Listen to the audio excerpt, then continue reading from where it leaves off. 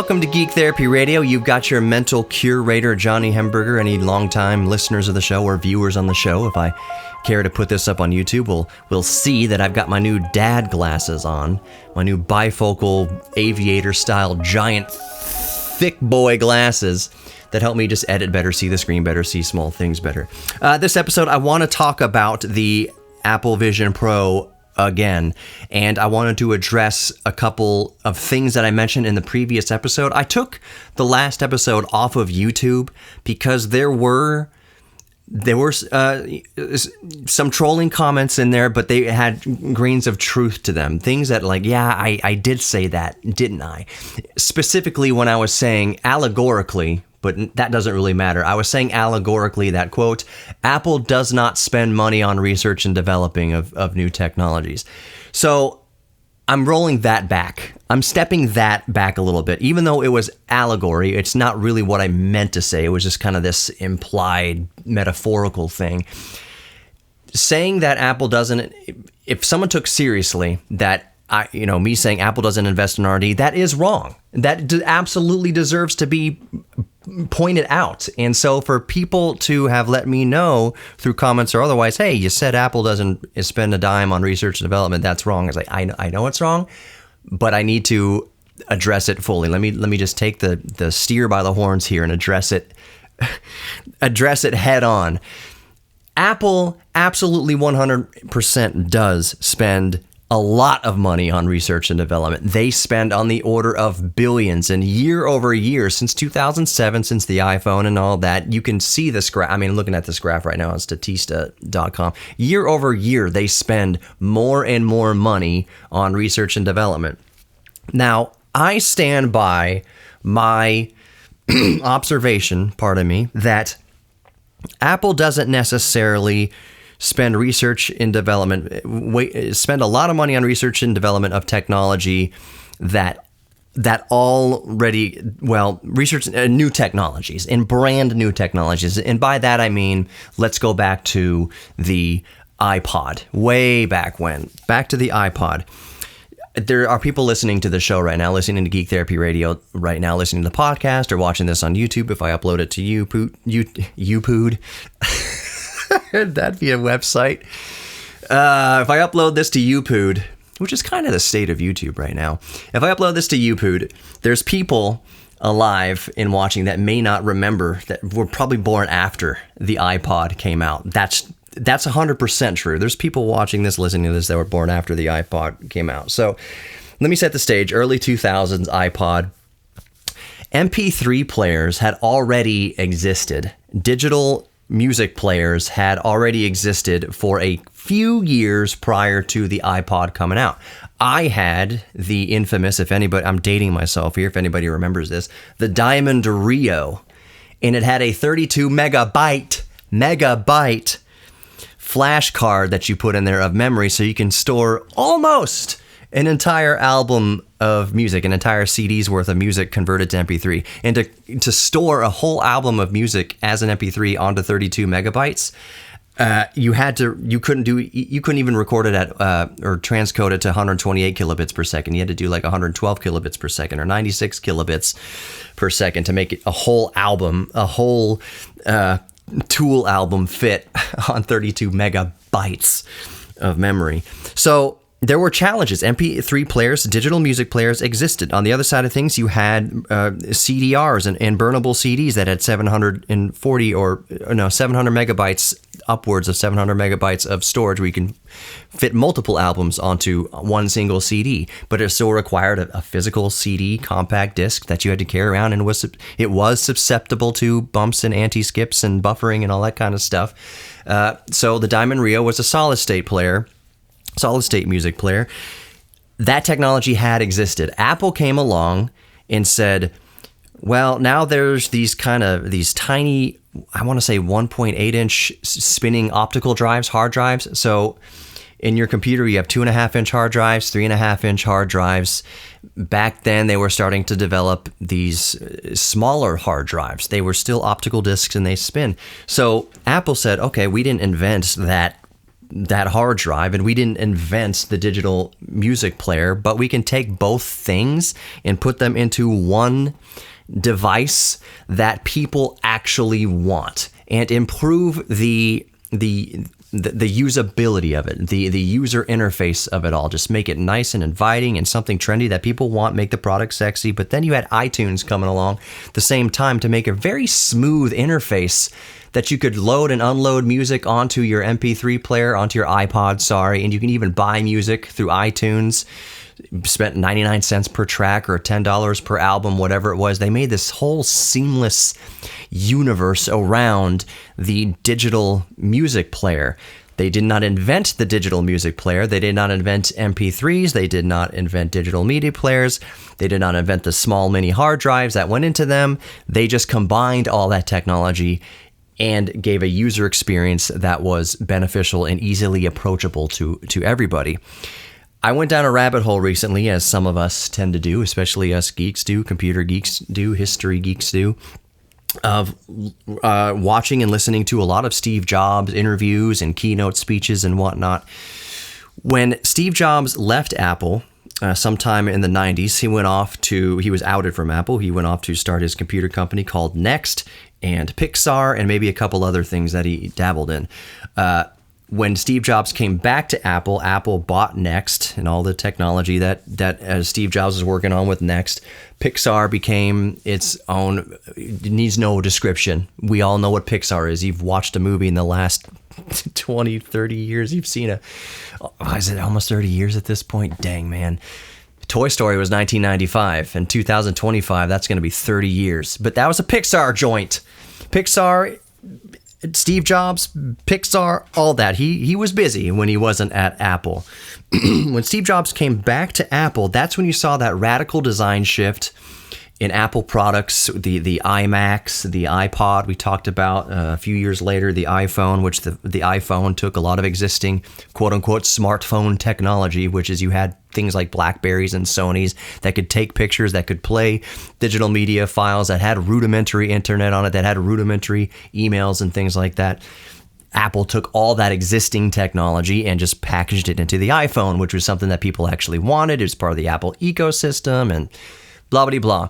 But one of the things, I'm running out on this segment. I'll have to continue this in the next segment. Steve Jobs, love him or hate him, says profound things that anybody in any industry can find very useful, even in just your personal life. And I'm going to tell you something that he said that transformed Apple when we come back. This all has to do with the Apple Vision Pro. More Geek Therapy Radio. Don't go anywhere.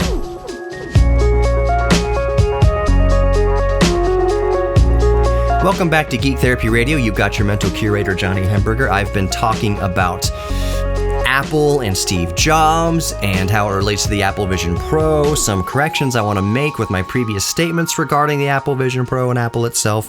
But I'll carry on where we left off. I'm not even going to do any plugs to my social media or email, anything like that right now. So when Steve Jobs came back to Apple, he had been outed from Apple. This is for anybody listening to the radio broadcast who may not have heard this yet, but Steve Jobs famously was outed from Apple, started companies like Next and Pixar, which Pixar needs no explanation, but Steve Jobs would later come back to Apple and sold Next to Apple, brought Next along with it, basically. When Steve Jobs came back to Apple, this is where the story picks up from the last segment. When Steve Jobs came back to Apple, he brought back a wealth of fresh ideas, a lot of ideas that Steve Jobs himself would tell you met opposition. And one of the things Steve Jobs famously said was, we are going to make mistakes. He was responding to a troll at a keynote back in 2000, whatever. Some programmer, I don't mean to use the word egghead derogatively, but he was an Apple hater. He was a Steve Jobs hater, and he got up there and had some spicy comments for Steve Jobs having to do with JavaScript or God knows what about programming and how Apple's going to integrate this and that. Whatever. I'm not an expert programmer. I don't know the intimate details of JavaScript and C++ and all that. But that is what this guy was asking Jobs. And he started off the question to Steve Jobs, to Steve freaking Jobs, by saying, "It's clear you don't know what you're talking about. So can you expand in clear terms the role that Java or whatever has in the Apple ecosystem going forward?" Whatever. And Steve Jobs, to his credit, he didn't. You can see him kind of do a Steve Jobs thing where he's kind of holding his chin in his mouth a little bit, thinking about what the guy's saying, but he didn't respond with spice. He didn't respond in anger. He kind of, the way he responded, it really, it put this heckler, this kind of troll kind of in his place, made the troll look like a big time moron or just an a-hole. So anyway, Steve Jobs responds not with a bunch of emotion or with calling out the troll or getting angry like that. I'm sure he has from time to time, but he didn't engage this guy like that. He engaged the way I kind of engage my trolls for the last Vision Pro episode that I put out there, of like, you're being nasty, you're being spicy about it, but there is a grain of truth to what you're saying here. Anyways, Steve Jobs said that along the way when he came back to Apple, that a lot of decisions being made would lead to a lot of mistakes. A lot of mistakes would be made. And Steve Jobs famously said, mistakes are good because it means decisions are being made. If you're not making mistakes along the way, you really don't know where you're going down this path. Mistakes are a way of correcting your path, of keeping you back on the right track. A mistake makes you make a decision to alter your course to get back on track or where you think the track is. So in responding to that heckler, he made that awesome statement about mistakes are good because mistakes mean decisions are being made. One of the things that Steve Jobs goes on to say, and this ties up with the iPod, the iPhone, the Apple Vision Pro even. Steve Jobs went on in this interview to say that what he experienced in the tech field, in the tech industry, was basically engineers and programmers and whatnot creating a technology and then convincing the public, why they should use it, introducing the technology to the public and just seeing if they could use it, try to educate them about that, whatever. Steve Jobs came in, when he came back to Apple, he shifted that mentality. It was, let's listen to the people and let's be a company that fills in the technological gaps for the people. So the iPod filled in that technological gap, that consumer gap, where you had this intensely fractured and cumbersome and quite complicated universe of personal digital music players that you had to, anytime you bought a Diamond. So if I bought a Diamond Rio and then I was trying to explain to my dad how to use it, how to transfer MP3 files very slowly over the parallel printer port. This is before USB, or before my computer had USB. You had to transfer MP3s over the parallel port of your printer.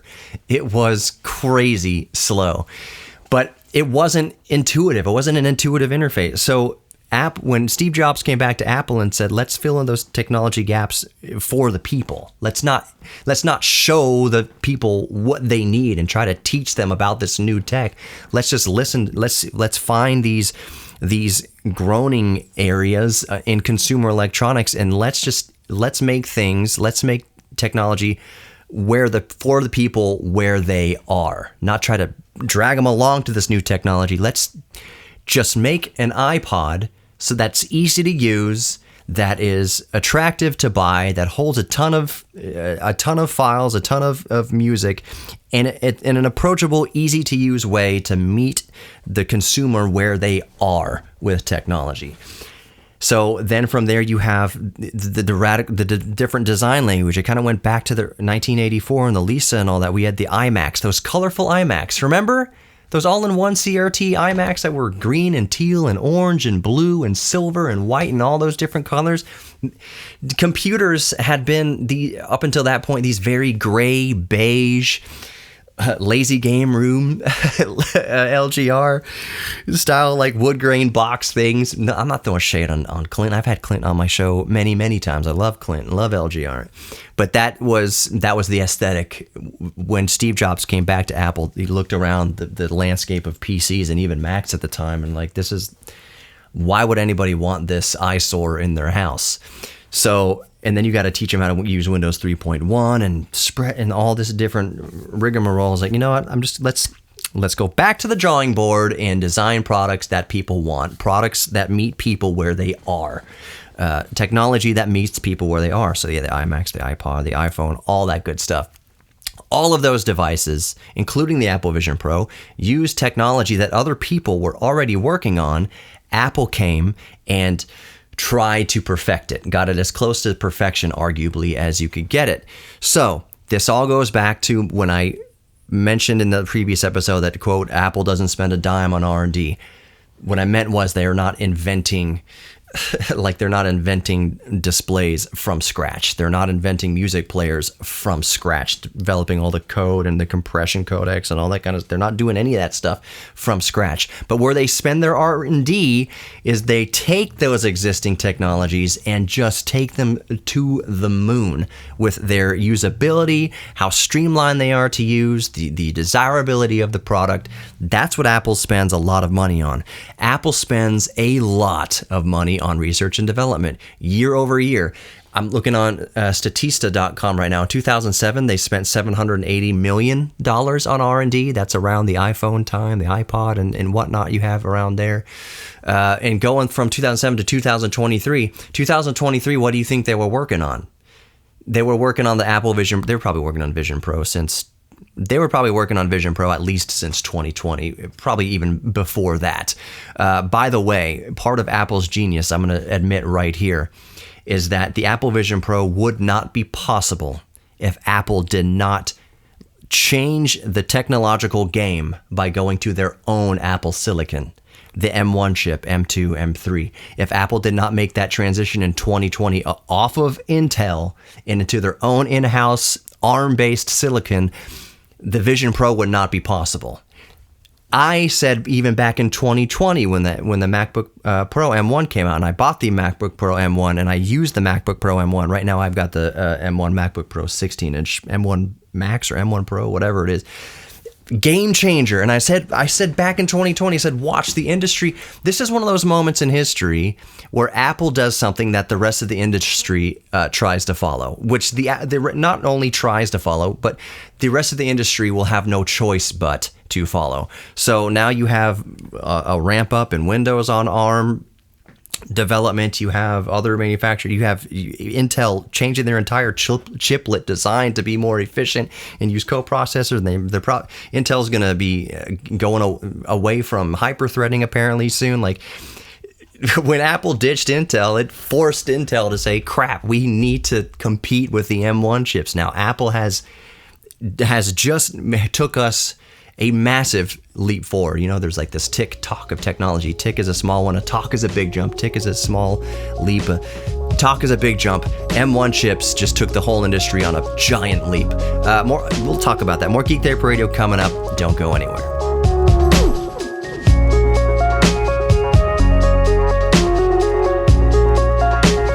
Welcome back to Geek Therapy Radio. You've got your mental curator, Johnny Hemberger. We're talking Apple and the Vision Pro.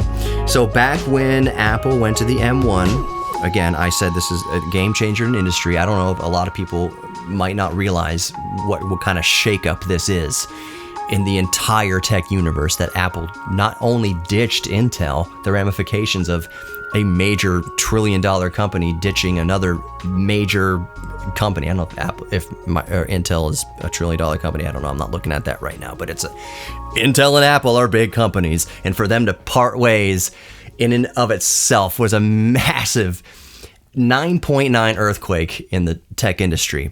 But if Apple did not go to their own in-house M1 chips, M chips, at the time it was M1, now we're on M3 now, but without going to their own silicon, the M silicon, Apple Vision Pro would not have been possible.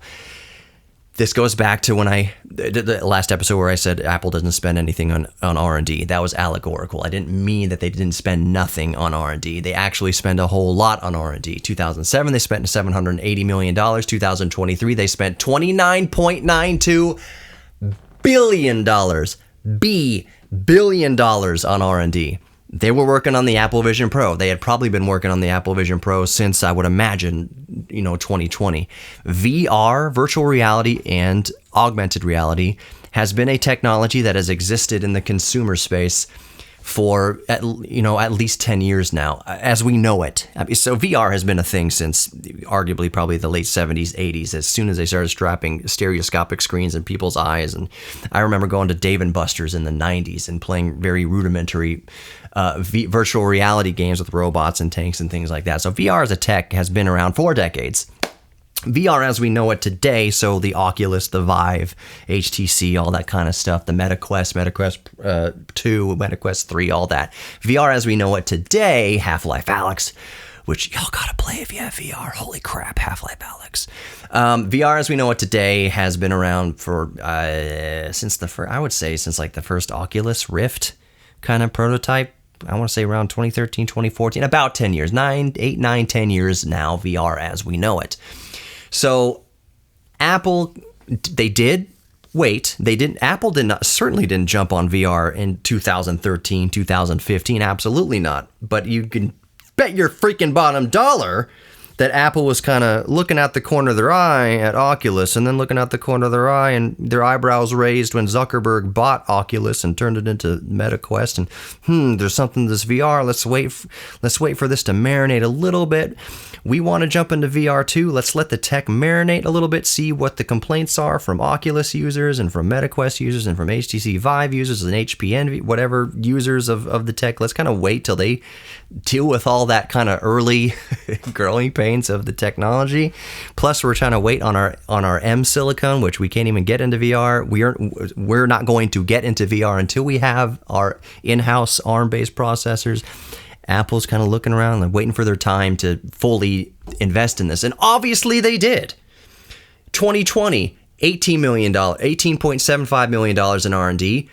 Go fast forward 3 years, almost $30 billion in R&D. So from 2020 to 2023, that's at least $11 billion of added research and development. That's not just counting for inflation. That's when you look at this curve here. If you're watching on YouTube, I'll show you this, how it ramps up. The R&D investment curve is a crazy ramp up, and you can see $29.92 billion spent in R&D in 2023. A bunch of that went to the Apple Vision Pro.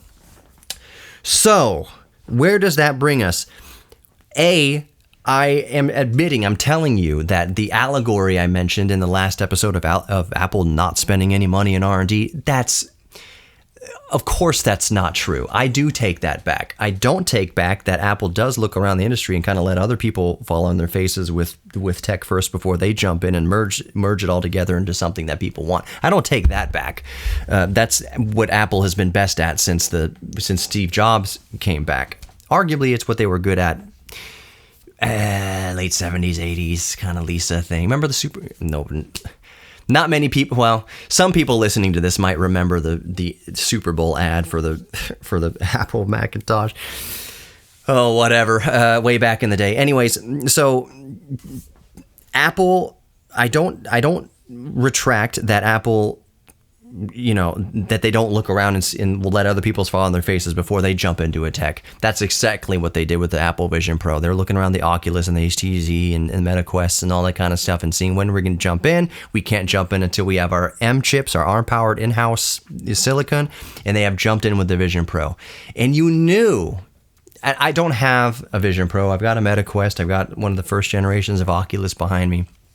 I don't have $3,500 to spend on an Apple Vision Pro to kind of give my conclusive, review on it. But I do have a lot of experience with VR in general for the past several years. And the question I proposed in the previous episode of Geek Therapy Radio was I never took issue with the technology being bad, the fact that Netflix is not releasing an app for it, the fact that YouTube is not releasing an app for it yet, or they're actively they don't think it's going to be a big enough ecosystem, a big enough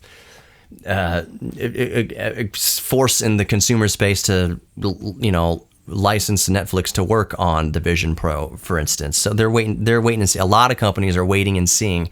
Apple itself, you bet darn sure, are waiting and not waiting, but they're seeing where this tech goes.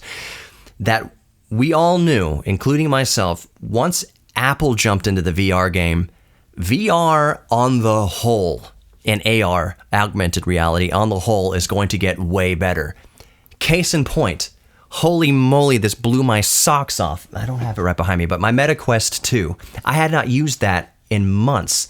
And I thought with all this hype with the Apple Vision Pro coming out that Meta, which is, you can argue, is a competitor, even though their device, the Meta Quest 3, is like $500. It's up to $650 versus $3,500 to $3,900 pre-tax that the Vision Pro is. But just the fact that, hey, there's going to be a lot of hype around VR and AR now because of Apple, which is what Apple does. They drop this bomb product into the market, or this big technological shift like M1 chips, and just watch the ripples go through the market.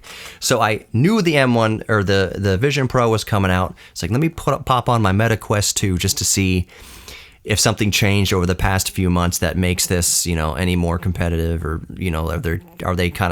are they making software updates, firmware updates, anticipating the Vision Pro just creating this huge dent in the space?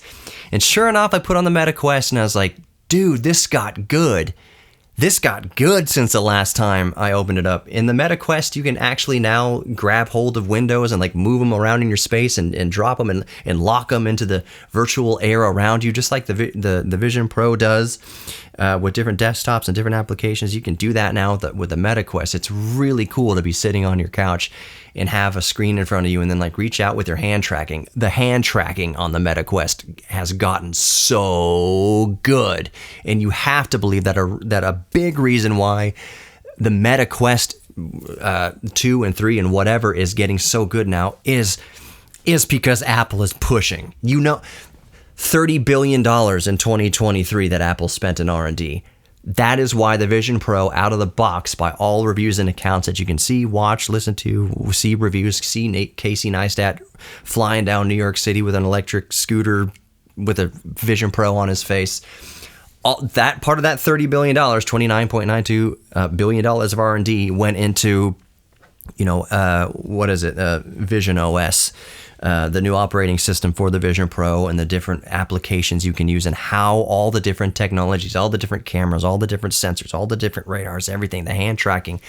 That Apple was going to come out the gate with something that was going to make the entire industry have to step up. That made Mark Zuckerberg say, crap, we need to step up too, because Apple Vision Pro is about to stimulate this market. And it has. As I'm recording, it is still early February, but the market for VR is about to heat up quite a bit because of the Vision Pro. You're going to have people. Here's the scenario I imagine, a very basic scenario. Somebody very interested in the Apple Vision Pro.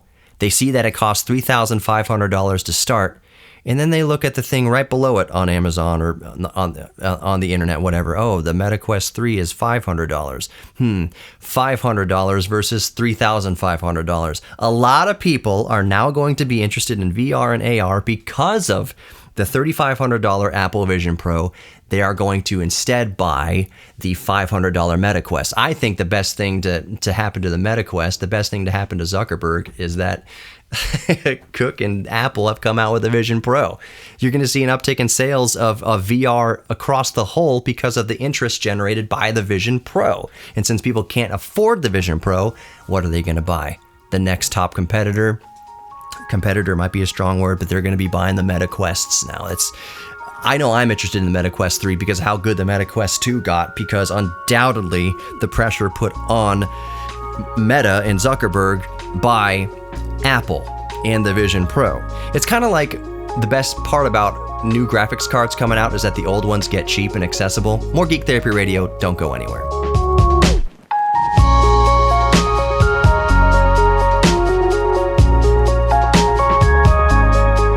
Welcome back to the last segment of Geek Therapy Radio. You've got your mental curator, Johnny Hamburger, just continuing the conversation about the Apple Vision Pro.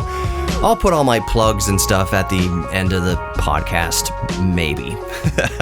We'll see. If you listen to the podcast, go to the description of the podcast. You find all sorts of linkity-doo-dahs and things like that, all sorts of goodies down there. If you're watching on YouTube, same thing. Go to the description. You'll find some cool stuff there, some links to things. Apple Vision Pro, where I left it on the last segment before I put it right up to the bump music, right up to the post, was that one of the awesome side effects of the Vision Pro coming out is that existing VR companies, namely MetaQuest, is going to up the game.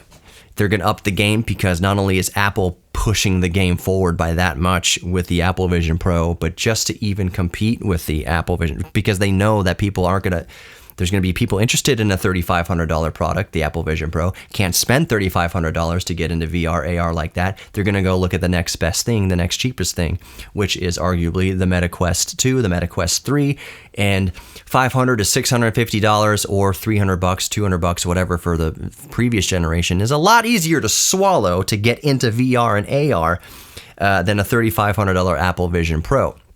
But the things that Apple is doing with the Apple Vision Pro, as far as the user experience and the UI and the software and everything that goes into it, is forcing the hand of the folks at Meta developing for the MetaQuest.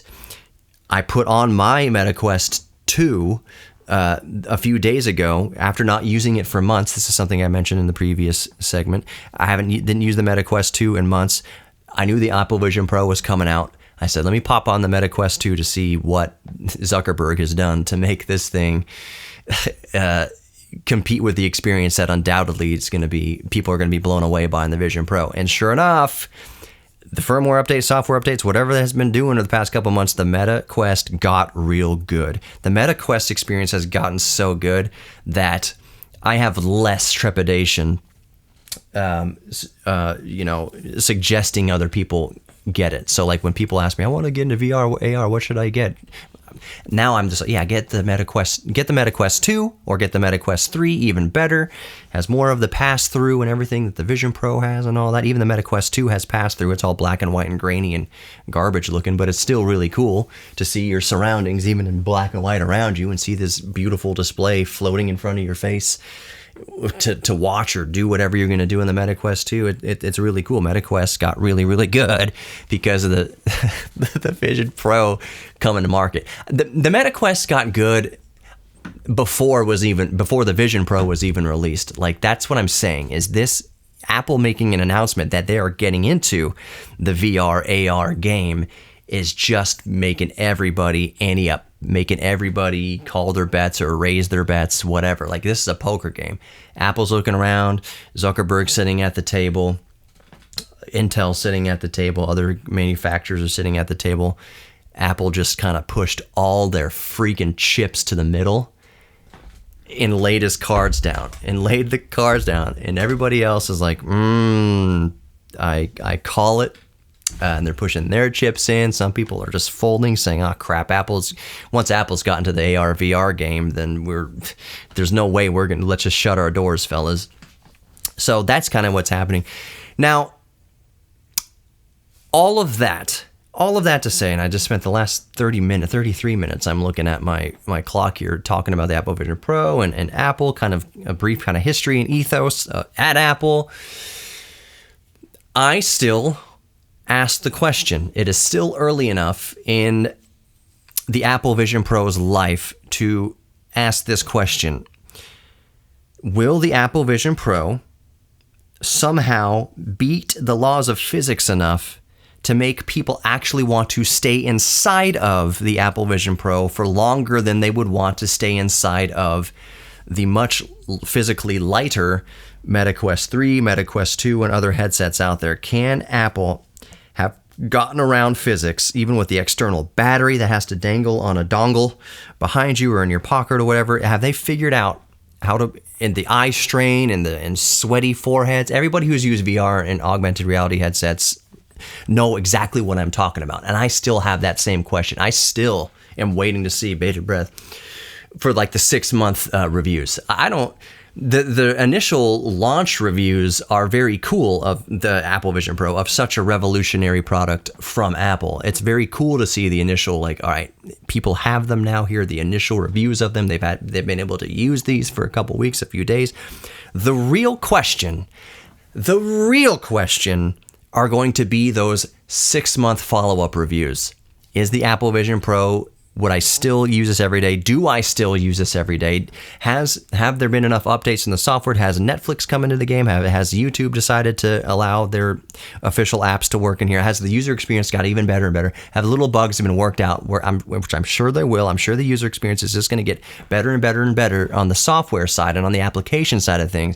But the question remains, is this still something somebody can keep on their face for more than just brief interactions? That's what VR has always been, and it's even worse for people like me who wear these big, thick glasses, any glasses at all, is that you can only use VR kind of in bursts. Like the idea of having a headset, especially one that's a lot heavier, like the Apple Vision Pro, as great as it is, and all the ergonomics and weight distribution on the head, it looks probably like the most comfortable VR, AR headset that's ever been created. Can you sit there for an entire day of productivity? How long can you go in it? So if you could go in the Meta Quest 2, let's just an arbitrary person just for sake of argument here. Let's say, I can. This person says I can handle 2 hours in the Meta Quest before I got to take it off and take a break and wipe off the sweat from my forehead and the discomfort that comes along with it. I can stand it for about 2 hours before I need a break. Can people go longer than that amount of time? Can the same person who can only use the Meta Quest for 2 hours use the Vision Pro for 2.5 hours? Could they use the Vision Pro for 3 hours, 4 hours? Could they double the amount of comfortable time that they could in previous headsets? That's still the question. And that's something that's only going to be answered after the Vision Pro has been out in the wild long enough for people to get that good everyday usability. I know what some of y'all are thinking right now. Johnny, the Apple Vision Pro came out for the regular consumer, since February 2nd, but these Marques Brownlees and whatever these big YouTubers out there, they've probably had theirs. They haven't had theirs. They've interacted with it longer. They've gone to Apple events and they got to use the demos, and they have more experience with it over the past few weeks than we do. So surely that's enough time to get a good feel for what this would be like to use prolonged. And I would argue, there's a grain of truth to that. But again, you're not going to know how a product fits into your life every day until you've used it for, I'm going to say, months. The computer that I'm recording the show onto and editing the show from is the Gigabyte Aorus 17H. Got a Core i7 processor in there with an RTX 4080 laptop GPU, which is really a desktop 470, but whatever. I've been using this for a while, and you'll remember if you've listened to my show, for the past few months, that I got the Aorus back in like March or whatever, and I had my doubts about it. This thing was expensive. It was over $2,000, and I was in those initial weeks, even few months, I was like, what? Did I make a mistake? The user experience here is 90% fantastic, but there's 10% of it that's like almost a deal breaker. And they fixed a lot of it. They fixed a lot of it after several months. So if I was going to make a snap decision based on a product, based on my laptop here for our first couple weeks, we've had this for a couple weeks. You can come to a good conclusion about it after a couple weeks. I don't really think so. You need to spend a lot more time. You need to live. You can have a roommate for a couple weeks and be like, oh, this guy, I can deal with this. Ask about a roommate 6 months down the line. That's the question we're really asking here about the Vision Pro. What's it going to be like months down the line? Can people use this for longer than they could use the Meta Quest, for instance? So anyways, that's the show. Geek Therapy Radio podcast. You can find anywhere you listen to podcasts, or search for Geek Therapy Radio anywhere, Facebook, YouTube, Instagram, TikTok, all that good stuff. You are worthy of love. If you don't listen to anything else in the show, you're worthy of love. You're worthy of giving love, you're worthy of receiving love, and you're worthy of your self-respect. Thank you so much for geeking out with this. I can't even talk. Thank you so much for geeking out with me. Talk to you later.